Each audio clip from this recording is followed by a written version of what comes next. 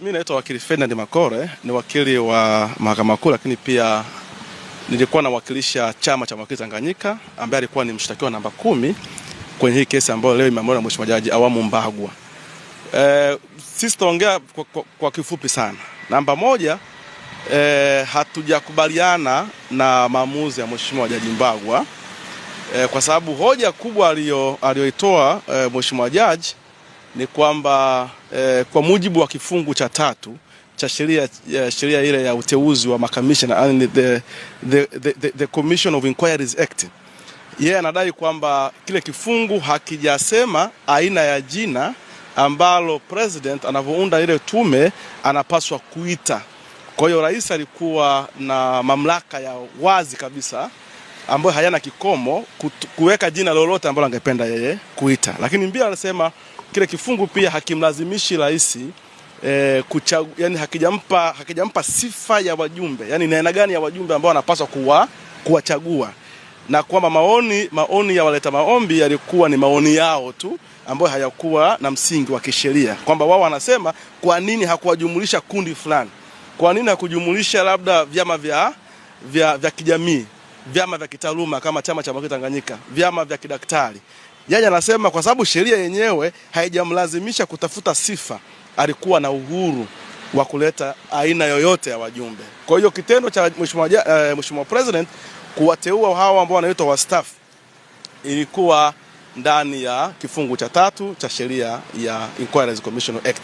Sasa hoja ambayo sisi tunadhani kwamba haikujibiwa vizuri na mahakama ni kwamba waleta maombi walikuwa wana challenge illegality, yani uharamu. Uharamu wa nini? Uharamu wa ile tume iliyoundwa, si ndio? Hasa kwenye ule uharamu wao wanasema kwamba ili uweze kupata tume ambayo iko halali kisheria ni lazima tume ile itangazwe kwenye gazeti la serikali. Hiyo ndio hoja ya msingi, itangazwe kwenye gazeti la serikali. Sasa kilicholetwa na serikali kwenye majibu yao ilikuwa ni kwamba wameleta gazeti ambalo linaonekana limetangazwa siku ya Alhamisi tarehe 20 ya mwezi Novemba. Sasa hoja ya waleta maombi ambayo iliungwa mkono na chama cha mawakili ni kwamba kwa mujibu wa sheria za nchi hii, magazeti ya aina yote ya serikali ni lazima yatangazwe siku ya Ijumaa. Hiyo ni kwa mujibu wa kifungu cha C27 cha sheria ya Public Service Standing Order for Public Service ya mwaka 2009. Lakini kiukweli ukisoma maamuzi yote ya Mheshimiwa Jaji, hiyo hoja hajaamulia hiyo hoja kabisa, ameiacha na hajasema kama ni kosa au si kosa kutangaza siku ambayo si ya Ijumaa, kwa maana ya siku ya Alhamisi kama ambavyo imeletwa mahakamani. Hoja ya pili ilikuwa ni hoja ya kama wajumbe wale walikula kiapo.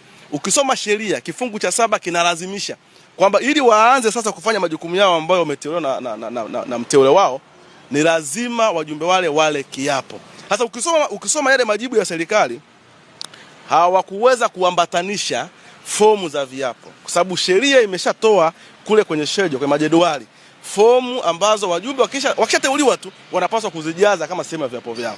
Sasa ile ukisoma yale majibu ya serikali, hizo fomu hazikuletwa, na ilikuwa ni hoja ya maombi kwamba kwa sababu fomu hazipo, hakuna ushahidi wa moja kwa moja kwamba hawa wajumbe kweli walikula kiapo. Sasa sisi tunadhani kama chama cha mawakili, tunadhani hoja zetu ambazo tuliziraise kwenye kesi hii hazijajibiwa na Mheshimiwa Jaji, na kwamba tutazungumza na ile bodi ya chama cha mawakili Tanganyika kwa maana ya wajumbe wa baraza, kama watakubali basi tutaungana na waleta maombi katika kuprosecute hiyo rufaa ambayo wanategemea kuifanya hapo baadaye.